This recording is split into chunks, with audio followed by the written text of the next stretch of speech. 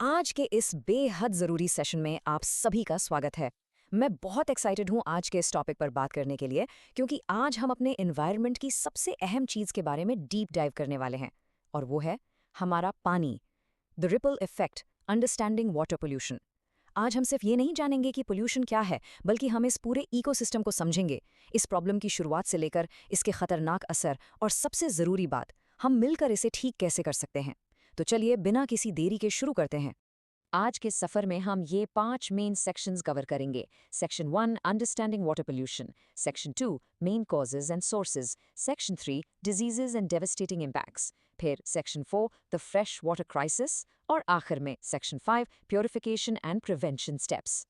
तो चलिए शुरू करते हैं सेक्शन 1 से, अंडरस्टैंडिंग वाटर पोल्यूशन। आइए सबसे पहले इसके बेसिक्स को क्लियर करते हैं। वर्ल्ड हेल्थ ऑर्गेनाइजेशन यानी WHO वाटर पोल्यूशन को कैसे डिफाइन करता है? उनके अनुसार पोल्यूशन तब होता है जब पानी में फॉरेन मटेरियल्स यानी बाहरी और आम तौर पर जहरीले तत्व मिल जाते हैं। ये तत्व पानी को इतना टॉक्सिक बना देते हैं कि वहाँ किसी भी लाइफ फॉर्म का जिंदा रहना मुश्किल हो जाता है। और एक सबसे बड़ी प्रॉब्लम जो इससे होती है वो है reduction of normal oxygen levels. जैसे हमें सांस लेने के लिए हवा में ऑक्सीजन चाहिए ना, बिल्कुल वैसे ही मछलियों और पानी के दूसरे जीवों को पानी के अंदर घुली हुई ऑक्सीजन चाहिए होती है। पोल्यूशन लिटरली उस ऑक्सीजन को छीन लेता है। अब आते हैं सेक्शन 2 पर, मेन कॉजेज एंड सोर्सेज। आखिर ये सारा जहर हमारे पानी में आता कहाँ से? पोल्यूशन के इन सोर्सेज को हम 2 हिस्सों में बांट सकते हैं, पॉइंट सोर्स और नॉन पॉइंट सोर्स।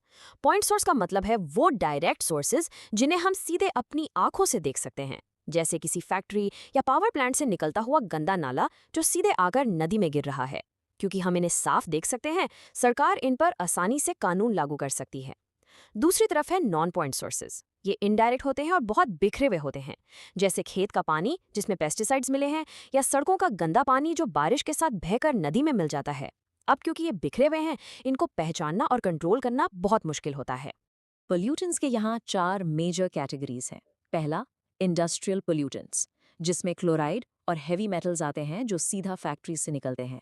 दूसरा, एग्रीकल्चरल पोल्यूटेंट्स, खेती में यूज होने वाले केमिकल फर्टिलाइजर्स और कीड़े मारने वाली दवाइयाँ यानी पेस्टिसाइड्स जो बारिश के पानी के साथ बहकर नदियों में मिल जाते हैं। तीसरा है अर्बन पोल्यूटेंट्स, यानी हमारे शहरों का कचरा और सूएज, जिसमें सल्फेट्स और नाइट्रेट्स होते हैं। और हाँ, कुछ नेचुरल कॉजेज भी होते हैं, जैसे मिट्टी का बहना जिसे सिल्ट कहते हैं, या मरे हुए पेड़ पौधों का पानी में सड़ना। हालांकि सच तो ये है कि सबसे बड़ा नुकसान नेचुरल नहीं, बल्कि हम इंसानों की वजह से ही हो रहा है। आइए इसी पर थोड़ी और बात करते हैं। एंथ्रोपोजेनिक यानी इंसानों द्वारा पैदा किए गए कॉजेज। हम लोग अपने रोजमर्रा के कामों से क्या कर रहे हैं? हमारे घर का कचरा, मेडिकल वेस्ट और शहरों का अनट्रीटेड सीवेज बिना साफ किए रिवर्स में बहा दिया जाता है। समुद्र में बड़े बड़े ऑयल टैंकर से तेल लीक हो जाता है, जिसे ऑयल स्पिल कहते हैं, जिससे पूरा समुद्री इकोसिस्टम तबाह हो जाता है। एक और ध्यान देने वाली बात है हमारे साबुन और एबीज डिटर्जेंट्स का हद से ज्यादा इस्तेमाल।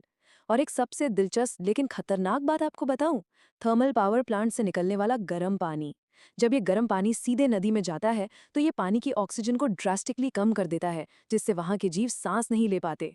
Let's move to section 3, diseases and devastating impacts. इस सब का हमारी हेल्थ पर क्या असर पड़ता है? आइए कुछ बेहद खतरनाक बीमारियों को उनके केमिकल्स के कारण के साथ जोड़कर देखते हैं। पहला है आर्सेनिकोसिस और ब्लैकफुट डिजीज। ये तब होता है जब जमीन के पानी यानी ग्राउंड वाटर में आर्सेनिक की मात्रा बहुत बढ़ जाती है। इससे स्किन रफ हो जाती है, एक्सट्रीम वीकनेस होती है और पैरों में काले घाव यानी ब्लैक वूंड्स बन जाते हैं। दूसरा देखिए, मिनामाता डिजीज। ये मर्क्यूरी यानी पारा पानी में मिलने से होता है। ये इतना ज़्यादा टॉक्सिक है कि इससे लोगों की आंखों की रोशनी तक चली जाती है और ब्रेन परमानेंट डैमेज हो जाता है। कहानी यहाँ खत्म नहीं होती। कैडमियम नाम का हैवी मेटल जब पानी में मिलता है तो इटाई इटाई नाम की बीमारी होती है, जिससे हाई ब्लड प्रेशर और सीवियर किडनी डैमेज होता है। अगर पानी में फ्लोराइड की मात्रा लिमिट से ज्यादा हो जाए तो फ्लोरोसिस होता है, जिससे हमारे दांत और हड्डियां बिल्कुल कमजोर हो जाती हैं। और अगर पानी में एक्सेसिव लेड यानी सीसा मिल जाए तो हीमोग्लोबिन गिर जाता है और भारी कमजोरी आती है। ये सारे खतरनाक केमिकल्स हमारी फैक्ट्री से निकलते हैं और आखिर में घूम फिरकर हमारे ही अंदर आ जाते हैं। और पता है, ये सब सिर्फ किताबी बातें नहीं है स्टूडेंट्स, ये रियल दुनिया में असल में हो चुका है। 1932 में जापान की मिनामाता बे में फैक्ट्री का मर्क्यूरी वेस्ट लगातार पानी में डंप किया गया और अगले 30 सालों तक अनगिनत लोग और एक्वाटिक एनिमल्स तड़प कर मरे। 1991 के गल्फ वॉर के टाइम कुवैत में ऑयल वेल्स में आग लगा दी गई थी, जिसने पूरे पर्शियन गल्फ के पानी को कंप्लीटली जहरीला कर दिया। हमारे अपने देश इंडिया में वेस्ट बंगाल के काफ़ी हिस्सों में अंडरग्राउंड पानी में आर्सेनिक इतना ज़्यादा है कि वहाँ ब्लैकफुट डिजीज़ बहुत कॉमन हो गई है। और जब किसी भी वाटर बॉडी में पोल्यूशन से ऑक्सीजन घट जाती है तो उसे यूट्रिफिकेशन कहते हैं, जिसमें मैसिव स्केल पर मछलियां मर जाती हैं।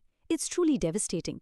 अब बढ़ते हैं सेक्शन 4 की तरफ, द फ्रेश वाटर क्राइसिस। ये समझना सबसे ज्यादा जरूरी है। धरती को ब्लू प्लैनेट कहा जाता है क्योंकि यहाँ पानी ही पानी है। पर जरा इन नंबर्स को ध्यान से सुनिए। हमारी धरती पर जितना भी पानी है उसका 97% समुद्रों में है, जो बेहद खारा यानी सलाइन है। इसे हम पी नहीं सकते। बचा सिर्फ 3%। उस 3% में से भी 2% पानी बड़ी बड़ी बर्फ की चट्टानों, जिनको आइस कैप्स और ग्लेशियर्स कहते हैं, उनमें फ्रीज हुआ पड़ा है। तो हमारे पीने के लिए और खेती के लिए कितना बचा? सिर्फ और सिर्फ 1%। ध्यान दीजिए, 1%। धरती पर मौजूद सारे पानी में से सिर्फ 1% फ्रेश वाटर है, जो नदियों, झीलों और जमीन के नीचे एक्वाफायर्स में मौजूद है। और हम कर क्या रहे हैं? हम उसी अकेले 1% को लगातार अपने केमिकल वेस्ट और कचरे से पोल्यूट करते जा रहे हैं। तो पुट दैट इनटू पर्सपेक्टिव, अगर हमने इस 1% को भी पूरी तरह गंदा कर दिया तो हमारी लाइफ कैसे बचेगी? और यही हमें हमारे आखिरी और सबसे इम्पॉर्टेंट हिस्से पर लाता है, section 5, purification and prevention steps. Solutions क्या हैं? चलिए सबसे पहले कुछ आसान तरीकों की बात करते हैं जिससे पानी को इमीडिएटली पीने लायक बनाया जा सकता है। पहला तरीका जो लगभग सबको पता है, बॉइलिंग। पानी को 100 डिग्री सेल्सियस पर कम से कम 10 मिनट उबालिए ताकि सभी बैक्टीरिया मर जाएं। दूसरा काफ़ी इंटरेस्टिंग और फ्री तरीका है, सनलाइट एक्सपोजर। एक साफ प्लास्टिक बॉटल में पानी भरकर धूप में 6 से 7 घंटे के लिए छोड़ दीजिए। सनलाइट की यूवी रेज ऑटोमेटिकली बैक्टीरिया को मार देती हैं। तीसरा है नेचुरल फिल्ट्रेशन, जिसमें हम चारकोल यानी कोयला, बारीक रेत और कंकड़ों के लेयर्स बनाकर पानी को नेचुरली फिल्टर कर सकते हैं। ये बहुत ही बेसिक पर इफेक्टिव साइंटिफिक मेथड्स हैं। लेकिन हम हमेशा सिर्फ पानी प्यूरिफाई तो नहीं करते रह सकते ना। हमें पोल्यूशन को स्टार्ट होने से ही रोकना होगा। इसके लिए बहुत स्ट्रिक्ट मेजर्स चाहिए। जैसे हमारे घर का सॉलिड कचरा कभी भी सीधे तालाब या नदी में नहीं फेंकना चाहिए। जानवरों को नहलाना और पानी में कपड़े धोना कंप्लीटली बंद होना चाहिए, क्योंकि डिटर्जेंट्स वाटर बॉडी को बहुत हार्म करते हैं। जो फैक्ट्री से डेंजरस केमिकल वेस्ट निकलता है उसको एनवायरनमेंट में छोड़ने से पहले बड़ी मशीन से रिसाइकल और ट्रीट किया जाना जरूरी है। थर्मल पावर प्लांट्स का गर्म पानी नदी में छोड़ने से पहले ठंडा करना चाहिए ताकि ऑक्सीजन लेवल बरकरार रहे। और सबसे बड़ी बात, स्ट्रिक्ट कानून लागू होने चाहिए और उन्हें तोड़ने वालों को सजा मिलनी चाहिए। अब आप लोग सोच रहे होंगे, मैं तो अभी सिर्फ एक स्टूडेंट हूँ, मैं भला के लिए क्या कर सकता हूँ? एक्चुअली आप बहुत कुछ कर सकते हैं। पहला, हमेशा अपने घर का कचरा डस्टबिन में और प्रॉपर्ली डिस्पोज करें। दूसरा, अपने घर और स्कूल में पेड़ पौधे लगाएं, क्योंकि पेड़ मिट्टी को बांध कर रखते हैं और नेचुरल वाटर साइकिल को मेंटेन करते हैं। तीसरा, इको फ्रेंडली चीज़ों का इस्तेमाल करें। चौथा और एकदम सिंपल एक्शन, अपने आसपास कहीं भी ओपन या लीक होता हुआ नल देखें तो उसे तुरंत बंद कर दें। पानी की हर एक बूंद कीमती है। और पांचवा, आप अवेयरनेस के लिए स्कूल में पोस्टर्स लगा सकते हैं। बिलीव मी, आपके छोटे छोटे एक्शंस मिलकर एक बहुत बड़ा बदलाव ला सकते हैं। इस एक्सप्लेनर के आखिर में मेरे पास आप सभी के लिए एक छोटा सा पर बहुत पावरफुल सवाल है।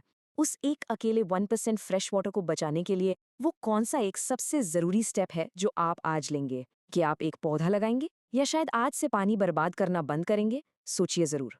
मुझे उम्मीद है आज का ये डीप डाइव आपको पसंद आया होगा और इसने आपको एक्शन लेने के लिए इंस्पायर किया होगा। हम जल्दी मिलेंगे एक और ऐसे ही नए और इंटरेस्टिंग टॉपिक के साथ। तब तक के लिए stay curious and keep protecting our earth.